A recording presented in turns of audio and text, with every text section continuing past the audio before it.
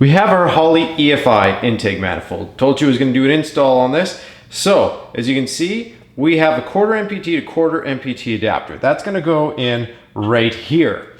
Now, if you don't want to keep the quick lock mechanism and you actually want to use what's known as a quick lock or quick twist line, which is like this, you can do so as well. Now, all you would need to do is, of course, get the attachment like this. This is AN6 to PTFE, and then the other end would go on the quick, the block off valve that's over by the vacuum pump where the T is. You'll notice there's a little block off check valve. You would cut the line, break it off. I'll show you that too. Where I'm not doing it that way, I'm actually using this for something else. But if you need that end, it's known as twist lock, and this is from Performance World 801006. It's 6-and twist lock, because we would want to convert it. Now, if you're going to do that, you would need a quarter NPT to 6-and. This is a 3/8 to 6-and, and I'll show you why. This is going to be all the way over here, and then I'm going to have the other one over here. It's going to barely fit in here. Now, I'm keeping my quick lock, so what I'm going to end up doing is just opening up a little bit of thread sealant, and again, just wiping off a little bit of the extra as much as I can, and wiping it at the very beginning of these threads. Now, the reason why you always do it at the beginning with these ones is because it actually tightens quite quickly, because NPT threading is tapered. So as you're tightening this, it's going to add into it. We should be able to almost lock in right there. Let's see. Yeah, just like that. And then I might, let's see, can I make it pass? Yes, I can. Good. Because I would like to at least get down to right there. Now that one I can be a little bit more abusive on because of the fact that it's brass. You don't want to do that with the aluminum fitting. If you do that, you could easily melt the threads on it. Now, I might actually have to go back on that. What I want to do is try and feed this on. No, that should actually just let me feed that on. So, got some old lock or some old threading on here. I might still just add just a tiny bit, just so that way I know I've got a little bit of liquid on those threads. Try and keep it off the opening. I always try to make sure I don't get it on the actual inside. That way there's no accidents there. Now, I'm hoping this is going to be an 18. If not, I might have to pause the video and go grab an 18. Oh, no, it's a 19. Give me one sec. Yeah, this is a 19. And again, you can get this particular fitting from Amazon.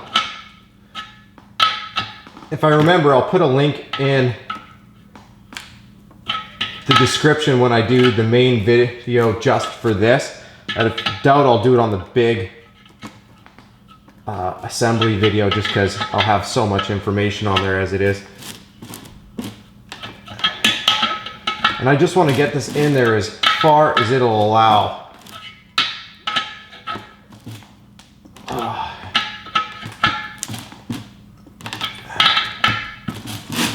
Oh, there we go. That's actually really nice. Look at that. So now we have a quick end. Now how this works is you press the line in and it'll lock on, and then all you do is, if you remember, you kind of push it in, it retracts the barbs, and you can slide the line out. Again, if you weren't doing that, you'd do a quarter to 6-and right angle, and that's what I'm going to do over here. So again, what I do is I just grab a little bit more of this stuff right here, add it to the very beginning threads. And again, you don't have to do this on the 6-and threads. They're a little different, but definitely use it on the MPT threads so that way it seals. And let's see if I can get it here. And again, the far hole, which is bigger, is 3/8.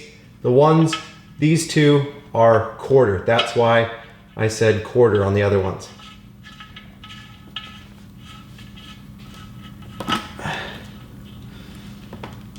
All right, and then where is this one?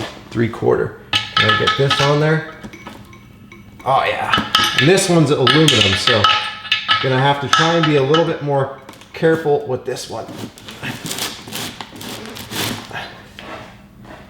Let's see, can I get this down?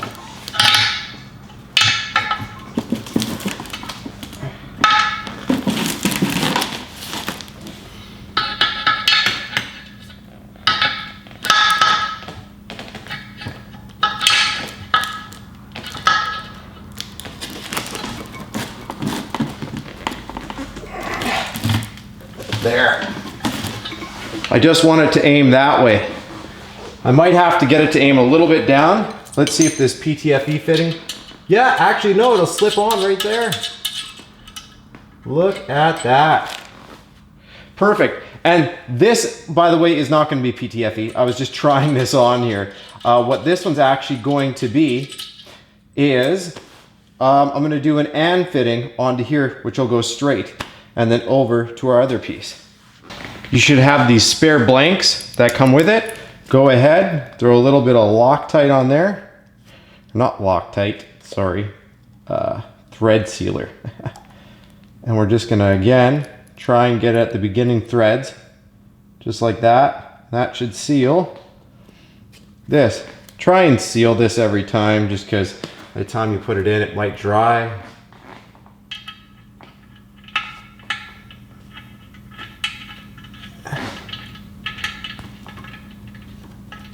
Okay, that's already starting to get tight. I realized that my battery is once again low, and this, by the way, is a quarter.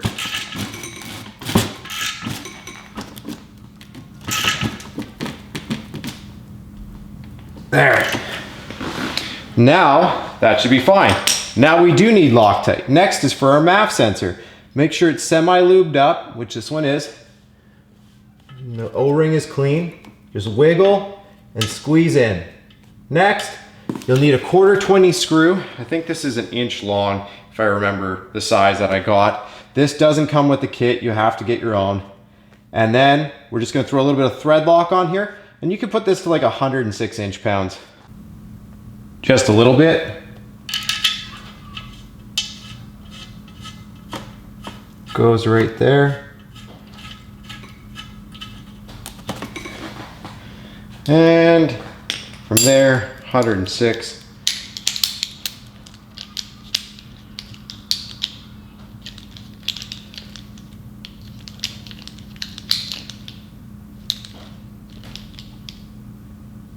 There we go.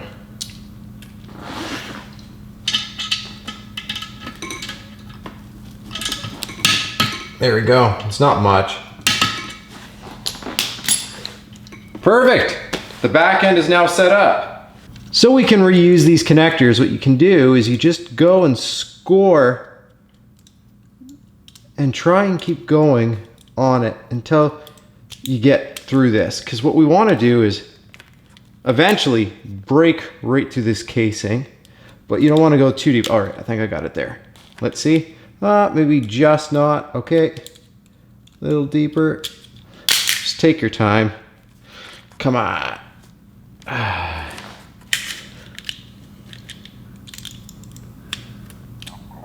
And let's see. Should just break away after a while.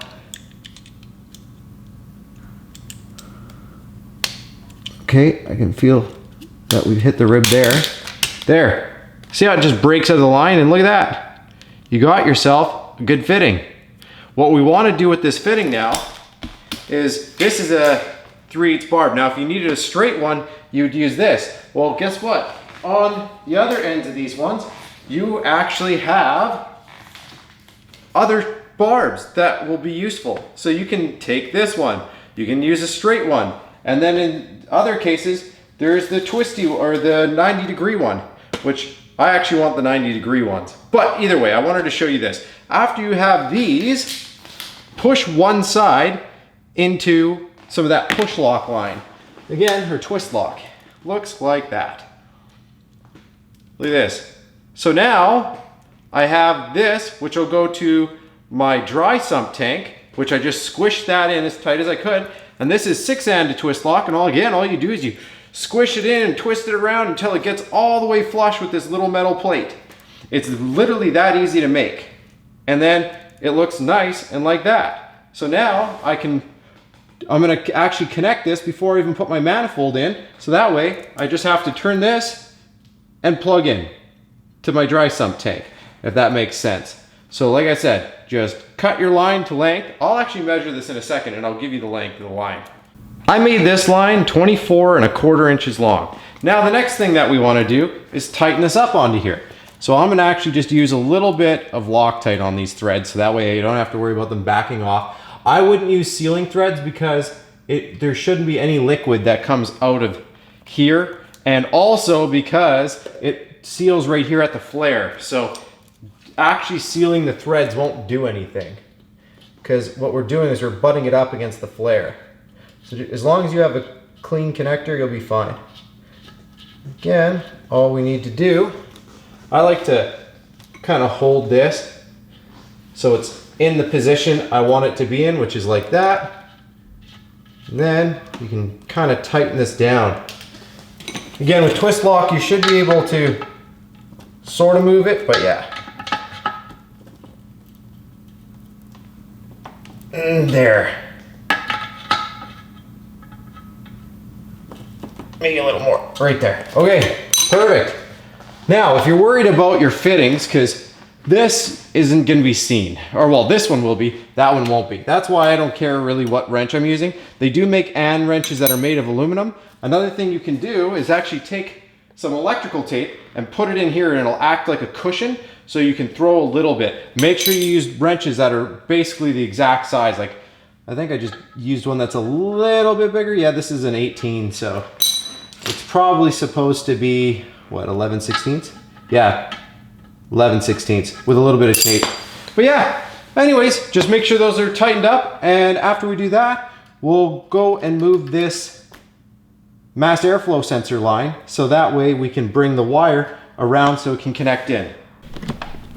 If you take a look here, this one's your 3 connector. What you need to do is lightly, don't rip on these wires too hard, and don't score them too hard. You just need to go along this seam of this, and you'll see little bits of electrical tape like this.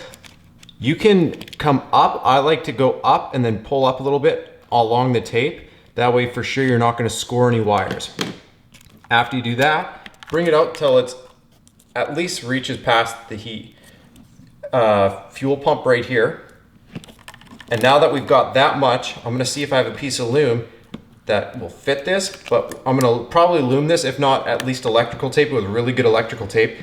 And then I'm going to tape this closed and seal this back up and make sure that this connector's all sealed up too. So again, just make sure you seal it up real nice like. Hopefully you have some pretty close to color matching electrical tape. Not my best work, not my worst. Right there, connector's right here now, it'll connect in. And this one's ready to go.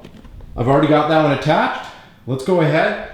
I'm gonna remove this tape that's covering my intake, and from there, I'll show you the next thing that I had to do. I ended up having to get different screws because they give you posts for this. There's absolutely no way you're gonna get this intake manifold on and off with posts unless you completely disassemble it every time. And there's nobody that's gonna wanna do that. So what I did is I went and bought hardware so you can simply bolt and unbolt it. When doing these gaskets, always start with the corners. You just come here, then halfway-ish, you'll just squish this corner in, and then squish this corner in, and this corner. And the reason why is if you don't do the corners first, you'll think oh man, my gaskets are way too long, which they won't be. It's just, don't ask me why, but every time with these gaskets, that's how it works. So, like I said, just do that and then go all the way around and make sure it's fully seated in the rings. Just like that. Copy it to all 4 on this side and 4 on the other side. Man, that looks insane. Either way, when you do it, make sure you put the clip so it's away when you're plugging the MAF, so it'll be facing the firewall when it clips in, and you will feel it clip in. Make sure you press in the safety if it's still there. And after you do that, yeah, see our twist lock is right here. This is going to be over here, which is perfect. And what else? I'll negotiate that in a second. We've got that. Our push in one, I made sure it pushed and then it pushed through the seal and in. It's now fully sealed. Make sure you do that. You'll feel it go in, and then it's like the secondary, it pushes all the way into that seal.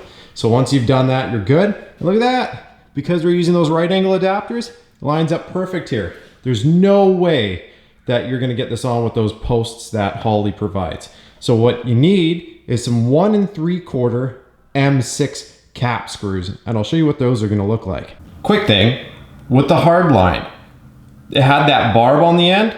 I ended up cutting it right where the hard line hose started, so that way it slips in at the right angle. You have to get rid of that 45. That just looks so sick. Either way, like I said, 1 3/4 M16 cap head screws with the washers that come with it, because there's no way you're gonna block the silver plate anyway, no matter what you do, unless you get it painted. If you paint it, cool, but I don't think you're gonna need to bother. Your wiring harness is gonna cover all your screws when it's done. I just went with caps because they're strong.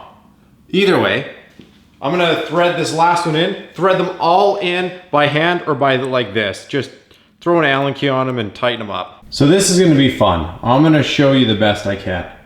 For the torquing down, you go 1, 2, 3, 4, 5, 6, 7, 8, 9, 10.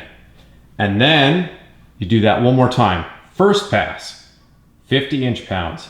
Second pass, 106 inch-pounds. So first do 50 in that pattern, and then do 106 in that pattern. So again, just sink them all the way down. So 50 inch-pounds first, which is almost nothing.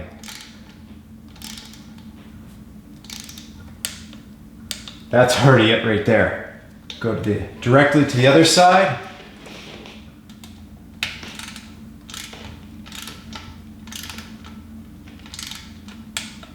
Perfect. This side now.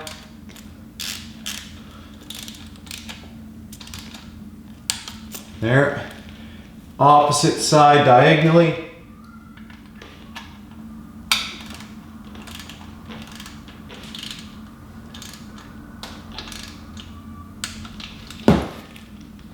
And then just cross over to right here.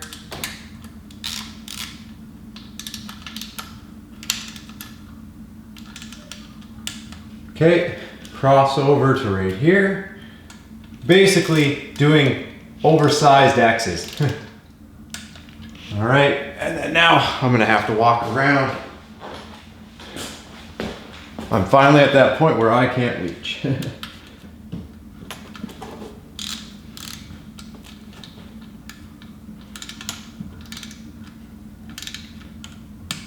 Okay, and then we'll go over to that far side, right here.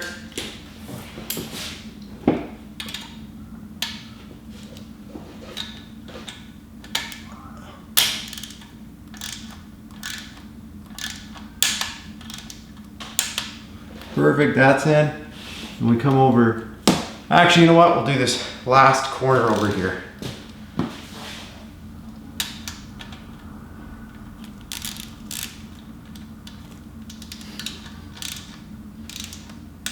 There we go. And we'll do this one over here.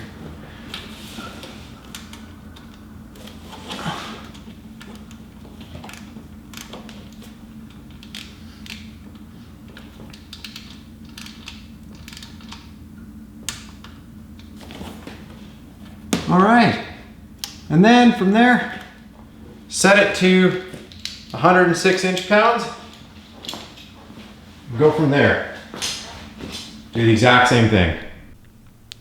Take a look at that.